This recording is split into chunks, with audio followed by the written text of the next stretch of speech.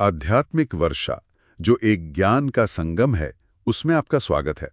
आज हम चेतना के उस गहरे सागर में उतरेंगे जहां सदियों पुराने प्रश्न अब आज भी गूंजते हैं। हमारा विषय है श्रीमद् भगवत गीता का पहला अध्याय, अर्जुन विषाद योग, और खास तौर पर उसका 33वां श्लोक। ये वो क्षण है, वो लम्हा जब कुरुक्षेत्र के मैदान में महायोद्धा अर्जुन अपने ही प्रियजनों को, अपने गुरुओं को शत्रु सेना में देखते हैं और एक गहरे एक भावनात्मक और नैतिक संकट में घिर जाते हैं। ये जो गहन सामग्री है, ये विचारोत्तेजक संकलन, ये कैप्टन श्याम बहादुर चौहान द्वारा किया गया है। उनका प्रयास है कि इस प्राचीन ज्ञान को आज के संदर्भ में, हमारे समय में प्रस्तुत किया जाए, मानव कल्याण के लिए। तो आज हम क्या करेंगे? हम इस श्लोक के शब्दों के पीछे छिपे अर्थ को समझेंगे। अलग अलग महान विचारकों ने इसकी क्या व्याख्याएं की हैं, वो जानेंगे। और हाँ, सबसे जरूरी, 21वीं सदी में हमारे जीवन के लिए इसकी क्या गूंज है, क्या प्रासंगिकता है, इसे समझने की कोशिश करेंगे। तो चलिए इस अन्वेषण को, इस यात्रा को शुरू करते हैं। तो सबसे पहले वो श्लोक, वो कौन सा श्लोक है जो अर्जुन के मन की इस उथल-पुथल को इतनी सटीकता से पकड़ता है?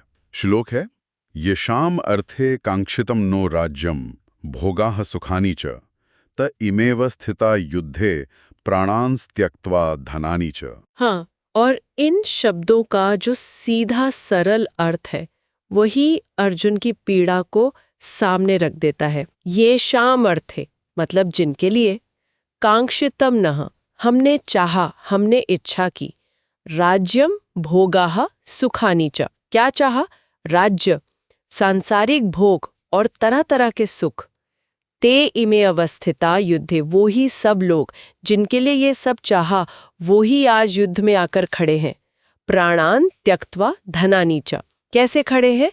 अपने प्राणों और धन की परवाह किए बिना उसका मोह त्याग कर। अच्छा, तो इसका मतलब ये हुआ कि अर्जुन एक तरह से श्री कृष्ण से कह रहे हैं कि हे कृष्ण, जिन अपने लोगों के लिए, जिन प्रियजनों के लिए हम ये राज्य चाहते थे, ये भोग, ये सुख चाहते थे, जिनके साथ मिलकर इन सब का आनंद लेना था, आज वही लोग हमारे अपने, अपनी जान की, अपने धन की, किसी चीज की परवाह किए बिना मरने मारने पर उतारू होकर इस युद्ध भूमि में हमारे सामने खड़े हैं।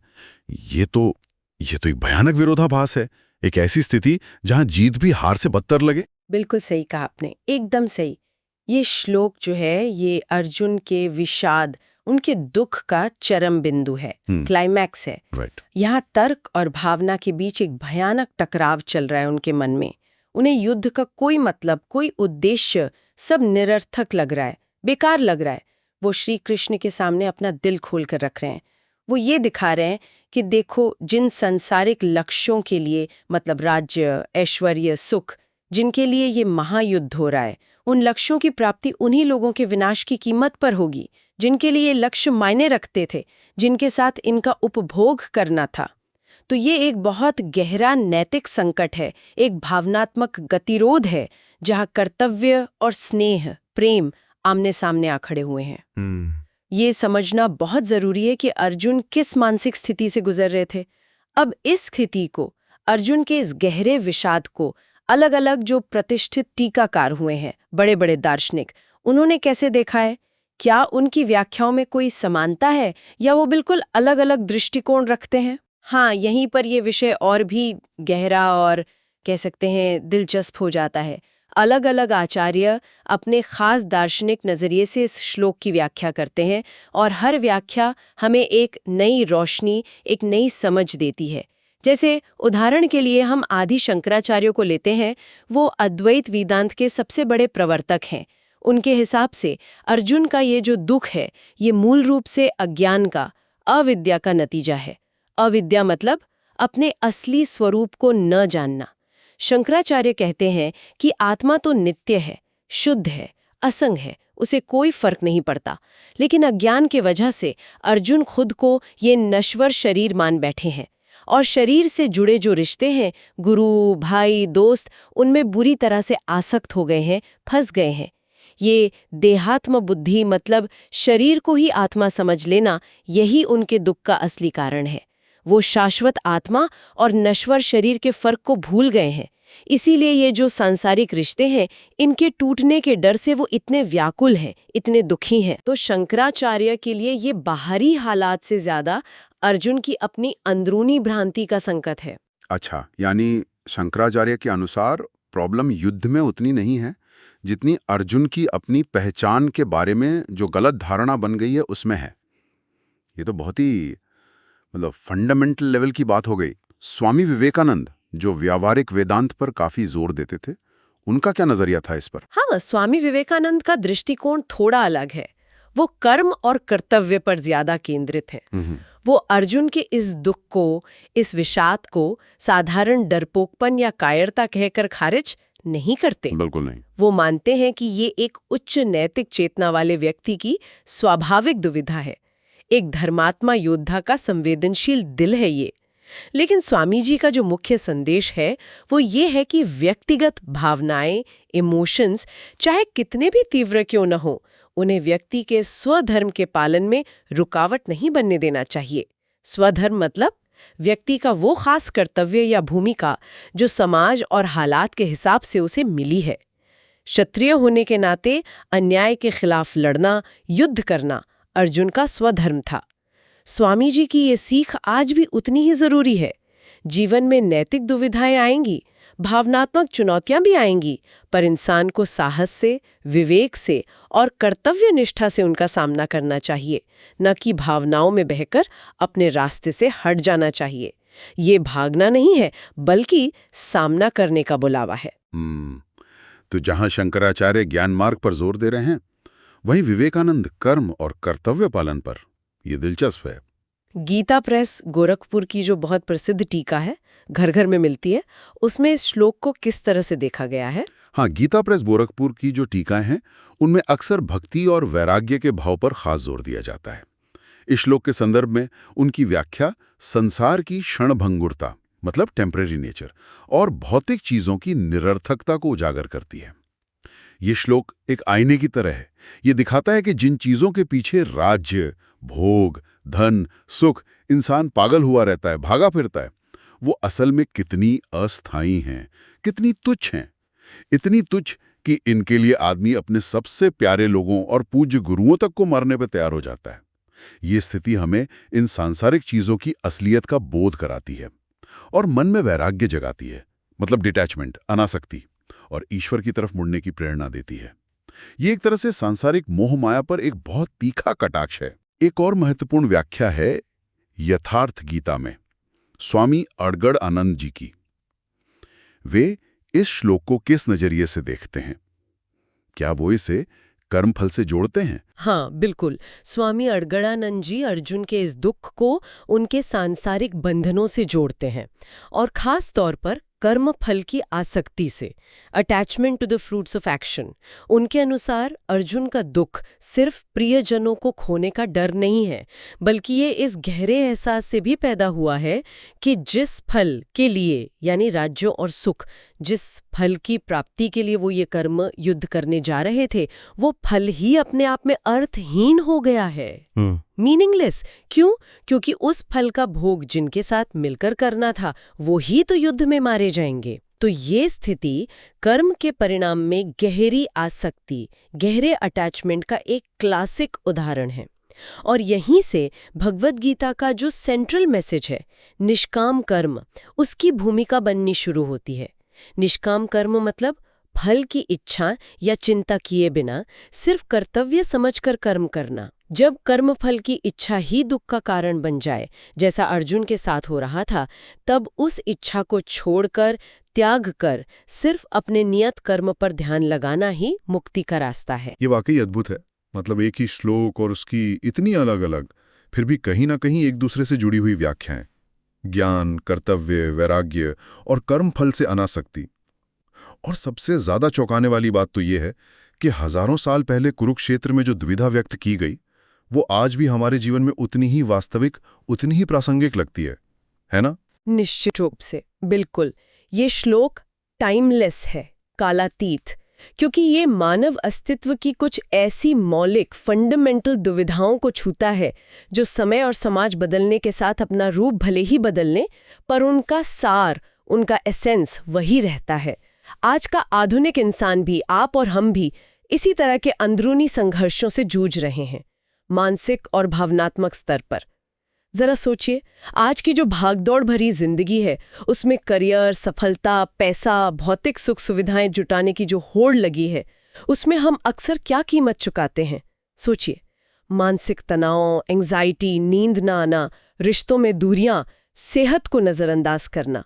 ये श्लोक हमें एक पल रुक कर सोचने पर मजबूर करता है। अरे भाई, जिन लक्ष्यों के पीछे मैं अपनी शांति, अपना स्वास्थ्य, अपने रिश्ते दांव पर लगा रहा हूं, क्या वे सचमुच इतने कीमती हैं? कहीं ऐसा तो नहीं कि मैं उन्हीं चीजों को खोता जा रहा हूं जिनके साथ मैं अपनी सफलता का मजा लेना चाहता था? ये आत्मविश्लेषण का, सेल्फ रिफ्लेक्शन का एक बहुत शक्तिशाली क्षण बन सकता है। ये बहुत ही सामयिक बात कही आपने। ये तो सफलता की परिभाषा पर ही एक तरह का सवाल खड़ा कर देता है। और सामाजिक स्तर पर, सोशल लेवल पर इस श्लोक की क्या प्रासंगिकता दिखती है? सामाजिक स्तर पर देखिए, आज समाज में हर फील्ड में गला काट कंपटीशन है, कट थ्रोट। शिक्षा हो, नौकरी हो, व्यापार हो, यहाँ तक कि कभी-कभी रिश्तों में भी। अक्सर लोग एक दूसरे को सिर्फ कॉम्पिटिटर या अपनी राह का रोड़ा समझने लगते हैं। इससे क्या होता है? ईर्ष्या, द्वेष, संघर्ष का माहौल बनता है। अर्जुन का विषाद हमें याद दिलाता है कि जिन्हें हम अपना प्रतिस्पर्धी या दुश्मन समझ रहे हैं, वो भी हमारी ही तरह इंसान हैं। उनकी भी अपनी इच्छाएं हैं, ज़रूरतें हैं, भावनाएं हैं, वो भी सुखी खोज रहे हैं। ये समझ हमें ज़्यादा सहानुभूतिपूर्ण, ज़्यादा टॉलरेंट, ज़्यादा सहयोगी बना सकती है। ये हमें दूसरों में भी अपनों को देखने की नज़र दे सकता है, और ये एक स्वस्थ समाज बनाने के लिए बहुत ज़रूरी है। सही कहा। और अगर कोई व्यक्ति आध्यात्मिक रास्ते पर है, स्पिरिचुअल पाथ पर, तो उसके लिए इस श्लोक का क्या महत्व हो सकता है? क्या ये किसी टर्निंग पॉइंट जैसा है? आध्यात्मिक स्तर पर हाँ, कई साधकों के लिए अर्जुन जैसी मनोदशा या इस श्लोक पर गहराई से सोचना उनकी आध्यात्मिक यात्रा में एक महत्वपूर्ण मोड़ साबित होता है, एक टर्निंग पॉइंट।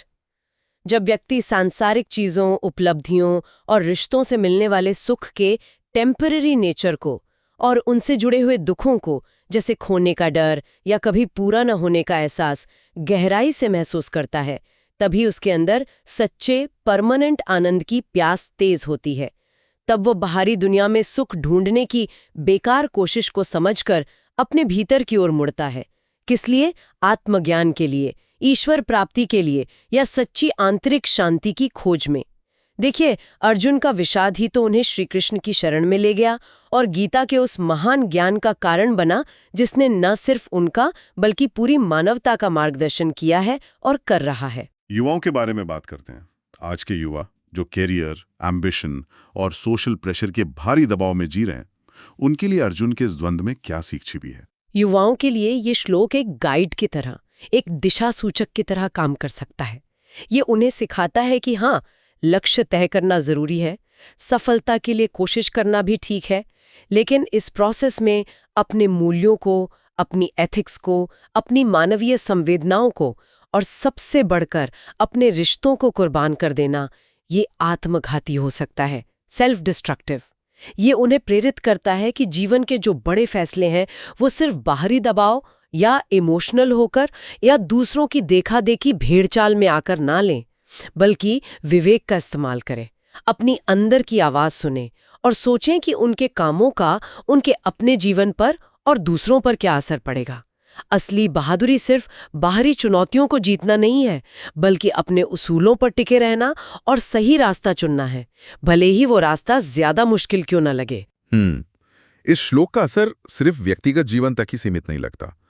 क्या इसके और भी व्यापक प्रभाव हो सकते हैं, समाज पर, दुनिया पर? हाँ, निश्चित रूप से। इसका प्रभाव मल्टी डायमेंशनल है, बहुआयामी है। व्यक्तिगत जीवन पर, जैसा हमने बात की, ये सेल्फ एनालिसिस को गहरा करता है। ये हमें अपनी प्रायोरिटीज को फिर से तय करने, जीवन के लक्ष्यों को परखने और सिर्फ मटेरियल सक्सेस से आगे जाकर जीवन के गहरे अर्थ को खोजने के लिए इंस्पायर करता है। पारिवारिक संबंधों पर ये श्लोक साफ करता है कि पैसे, रुपए या पद प्रतिष्ठा से कहीं ज्यादा कीमती क्या है? आपसी प्यार, विश्वास, सम्मान और शांति से रहना। जब परिवार के लोग इस बात को समझते हैं तो वो भौतिक चीजों के लिए लड़ने झगड़ने के बजाय रिश्तों को सहेजने पर ज्यादा ध्यान देते, इससे पारिवारिक बंधन मजबूत होते हैं।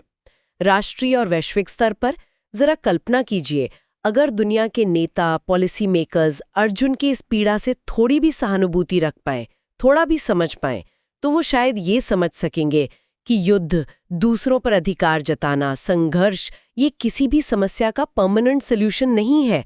इनसे मिलता क्या है? सिर्फ विनाश, पीड़ा और आपसी कड़वाहट। बातचीत, सहयोग, सहिष्णुता और शांति का रास्ता ही आखिरकार पूरी मानवता के हित में है। ये श्लोक हमें शांति की कीमत और युद्ध की निरर्थकता का गहरा एहसास कराता है। इसे और सरल बनाने के लिए, अगर किसी को, मान लीजिए बच्चों को, या कोई जो गीता से बिल्कुल अनजान है, उसे इसका सार समझाना हो, तो क्या कोई छोटा सा उदाहरण या कोई कहानी मदद कर सकती है? हाँ, बिल्कुल। एक सरल सा रूपक, एक एनालॉजी इसे समझने में मदद कर सकती है।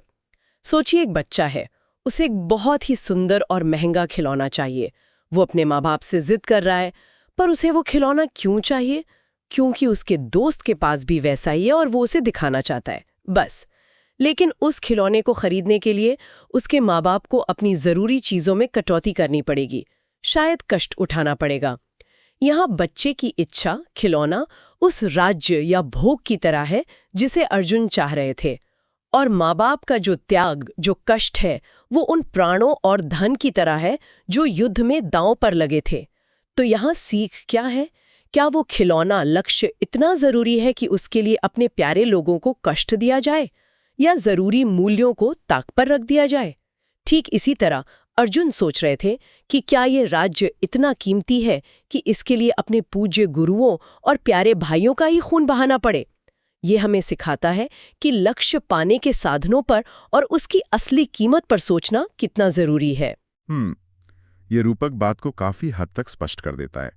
तो इतने सारे दृष्टिकोणों को, इतनी सारी व्याख्याओं को समेटते हुए इस गहरे विचार मंथन का केंद्रीय संदेश क्या है?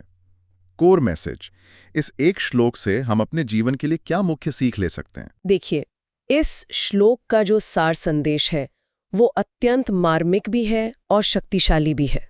वो ये है, भौतिक वस्तुओं, सत्ता और सांसारिक उपलब्धियों के प्रति हद से ज्यादा मोह और उनको पाने के लिए जो अंधी दौड़ है, वो आखिरकार दुख, संघर्ष और अंदरूनी अशांति का ही कारण बनती है। ये सब बाहरी चीजें हैं, टेम्पररी हैं, और इनसे मिलने वाला सुख भी क्षणिक होता है, शर्तों पर आधारित होता है। ये श्लोक हमें जीवन की एक गहरी सच्चाई की ओर इशारा करता है।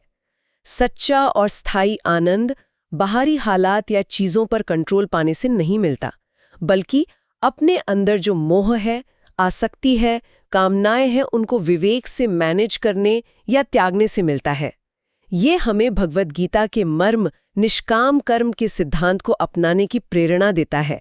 यानी कर्म के फल की चिंता किए बिना या उसमें फंसे बिना अपने कर्तव्य को धर्म समझकर पूरी योग्यता से, पूरी निष्ठा से और समत्व भाव से निभाना, यही अंदरूनी शांति और स्थिरता का रास्ता है। इस अमूल्य श्लोक के इतने सारे पहलुओं को इतनी गहराई और स्पष्टता से हमारे सामने रखने वाले इस सार गर्भित संकलन के लिए हम कैप्टन श्याम बहादुर चौहान के प्रति अपना आभार व्यक्त करते हैं। और हाँ, अंत में श्रोताओं के मन में एक विचार छोड़ते हुए जाना चाहूंगी। गीता हमें फल की इच्छा छोड़कर कर्म करने को कहती है, निष्काम कर्म। ये हमने समझा, पर एक व्यवहारिक सवाल उठता है, प्रैक्टिकल क्वेश्चन, कि अगर परिणाम की कोई इच्छा या आसक्ति ही ना हो, तो फिर किसी भी काम को करने के लिए जो जरूरी तीव्र प्रेरणा होती है, वो ऊर्जा, वो मोटिवेशन, वो उत्साह कहाँ से आएगा? बिना किसी लक्ष्य या फल की कामना के वो समर्पण कैसे पैदा होगा जो बड़े कामों के लिए जरूरी होता है? ये सोचने वाली बात है कि निष्काम होने का मतलब उदासीन या इनडिफरेंट होना तो नहीं है। तो फिर प्रेरणा का स्रोत क्या है? शायद वो स्रोत कर्तव्यबोध हो सकता है, लोक कल्याण की भावना हो सकती है, या ईश्वर के प्रति समर्पण हो सकता है। इस पर मनन करना शायद उपयोगी होगा। जय श्री कृष्णा।